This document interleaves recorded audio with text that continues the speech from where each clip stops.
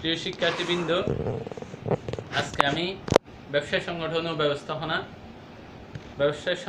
ব্যবস্থাপনা দ্বিতীয় পত্রের সপ্তম অধ্যায় অর্থাৎ প্রেষণা অধ্যায়ের একটা গুরুত্বপূর্ণ টপিকস নিয়ে আলোচনা করব। আজকের টপিকস হচ্ছে প্রেষণার তত্ত্ব। আমি বিগত ক্লাসেও কয়েকটা প্রেষণার তত্ত্ব নিয়ে আলোচনা করেছি। আজকে দুইটা গুরুত্বপূর্ণ প্রেষণার তত্ত্ব নিয়ে আলোচনা করব। একটা হচ্ছে দ্বি উপাদান তত্ত্ব, টু ফ্যাক্টরস থিওরি, আর একটা হচ্ছে এক্স তত্ত্ব ও ওয়াই তত্ত্ব। এই দুটা গুরুত্বপূর্ণ তত্ত্ব নিয়ে আমি আজকে আলোচনা করব। প্রথমে আমি আলোচনা করি দ্বি উপাদান তত্ত্ব। দ্বি উপাদান তত্ত্বের উদ্ভাবক হচ্ছেন মার্কিন মনোবিজ্ঞানী ফ্রেডারিক হার্জবার্গ এই দ্বি উপাদান তত্ত্বের উদ্ভাবক। এই দ্বি উপাদান তত্ত্বকে বলা হয় টু ফ্যাক্টরস থিওরি। এই তত্ত্বে উনি 11টি শিল্প কারখানায় গিয়ে প্রায় 200 জন হিসাবরক্ষক ও প্রকৌশলীদের উপর গবেষণা চালিয়ে এই তত্ত্বটা উদ্ভাবন করেছেন। এই তত্ত্বের নাম দিয়েছেন দ্বি উপাদান তত্ত্ব। উনি বলতেছেন কর্মীদের সন্তুষ্টি ও অসন্তুষ্ট সৃষ্টিকারী সাথে দুটি উপাদান জড়িত। কর্মীদের সন্তুষ্ট এবং অসন্তুষ্ট সৃষ্টিকারী দুটি উপাদানের সাথে ইনভলভ রয়েছে। একটা হচ্ছে রক্ষণাবেক্ষণমূলক উপাদান, আর একটা হচ্ছে প্রেষণামূলক বা সন্তুষ্ট সৃষ্টিকারী উপাদান। প্রথমটাকে বলা হচ্ছে রক্ষণাবেক্ষণমূলক উপাদান। এই উপাদানের মধ্যে কি কি আছে? বেতন, চাকরির নিরাপত্তা, কর্মপরিবেশ, পদমর্যাদা, সহকর্মীদের সাথে সম্পর্ক, কোম্পানির নীতি ও প্রশাসন। একটা প্রতিষ্ঠানে কর্মচারীরা এমপ্লয়িরা চায় ওই প্রতিষ্ঠানে উপযুক্ত যেন বেতন দেওয়া হয় কর্মচারীদের। ওই প্রতিষ্ঠানে কর্মচারীদের একটা সুষ্ঠু চাকরির নিরাপত্তা যেন থাকে। ওই প্রতিষ্ঠানে কর্মচারীদের কাজের একটা সুষ্ঠু পরিবেশ যেন থাকে। ওই প্রতিষ্ঠানে কর্মচারীদের সাথে বসের সাথে কর্মচারীদের একটা ভালো সম্পর্ক যেন থাকে এবং কোম্পানির ভালো নীতি যেন থাকে। এগুলো একটা প্রতিষ্ঠানের কর্মচারীরা প্রত্যাশা করে, এগুলো তাদের ন্যায্য দাবি বলে মনে করে। এই উপাদানগুলো থাকা তাদের জন্য বাধ্যতামূলক মনে করে। এই উপাদানগুলো থাকলে কর্মচারীরা কি হয়? অসন্তুষ্ট হয় না। এই উপাদানগুলো থাকলে আবার সন্তুষ্ট হয় না। আবার এই উপাদানগুলো যদি না থাকে কর্মচারীরা অসন্তুষ্ট হয়, ডিসস্যাটিসফাইড হয়। তারা আন্দোলন সংগ্রাম করে, তারা এগুলো আদায় করার জন্য সর্বোচ্চ চেষ্টা চালিয়ে যায়।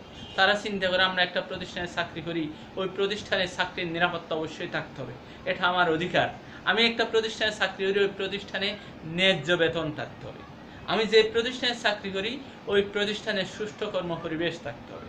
আমি যে প্রতিষ্ঠানে চাকরি করি ওই প্রতিষ্ঠানে আমার সাথে আমার বসের মধ্যে সুসম্পর্ক থাকতে হবে। এগুলো আমার ন্যায্য অধিকার। এই অধিকার আমাকে খর্ব করতে কেউ পারবে না। এইগুলো যদি অনুপস্থিত থাকে তাহলে কর্মচারীরা ডিসস্যাটিসফাইড হয়, অসন্তুষ্ট হয়, তারা কাজের দিকে আর মনোযোগ দিতে পারে না। আবার এই উপাদানগুলো যদি উপস্থিত থাকে তার মানে তারা সন্তুষ্ট হবে এরকম না, তারা ডিসস্যাটিসফাইড হতে হবে এরকম না। তখন তারা কি হয়? অসন্তুষ্ট হয় না, সন্তুষ্ট হয় না, দুটার মাঝামাঝি হয়। অর্থাৎ রক্ষণাবেক্ষণমূলক উপাদানগুলো যদি উপস্থিত থাকে তাহলে কর্মচারীরা সন্তুষ্ট হয় না, অসন্তুষ্ট হয় না। যদি এগুলো অনুপস্থিত থাকে তাহলে তারা কি হয়? অসন্তুষ্ট হয়।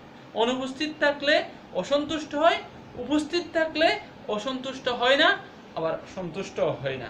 তাহলে কি হয়? নিরপেক্ষ থাকে, অসন্তুষ্ট হবে না, সন্তুষ্ট হবে না। আরেকটা পয়েন্ট হচ্ছে প্রেষণামূলক উপাদান।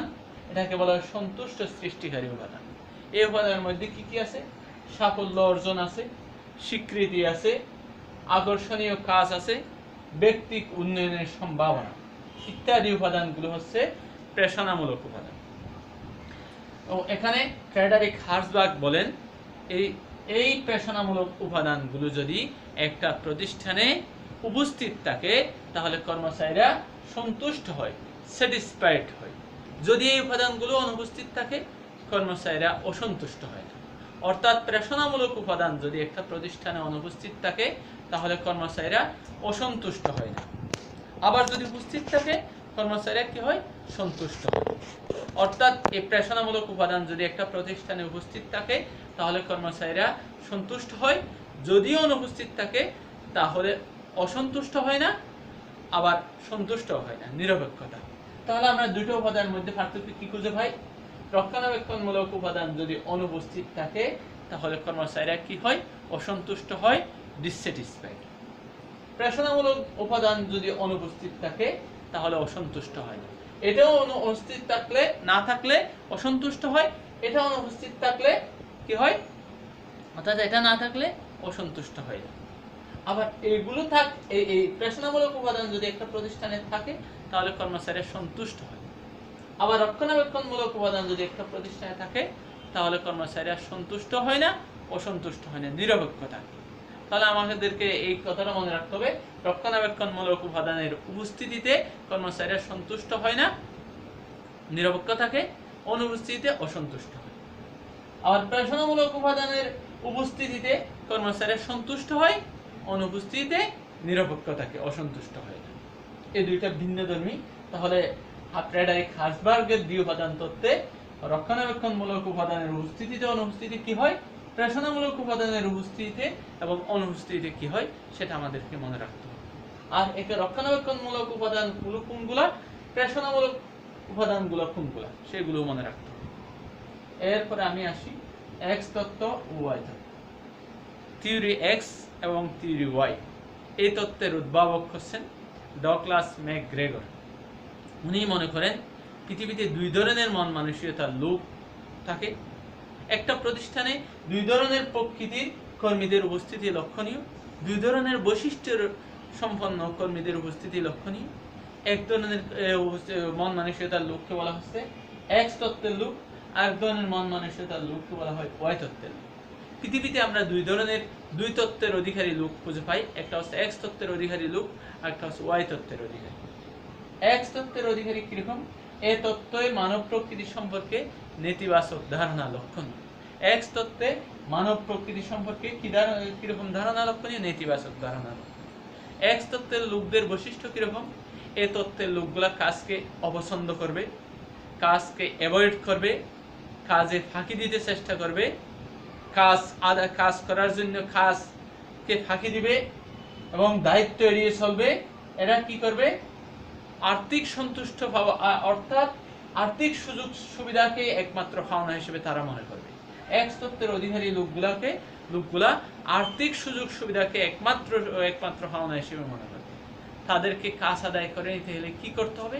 তাদেরকে চাপ প্রয়োগ করতে হবে, তাদেরকে ভীতি প্রদর্শন করতে হবে, তাদেরকে ভয় দেখাতে হবে, তাদেরকে শাস্তি প্রদান করতে হবে, ইত্যাদি টেকনিক ইউজ করে, কৌশল ইউজ করে, ব্যবহার করে তাদের কাছ থেকে কাজ আদায় করে নিতে হবে।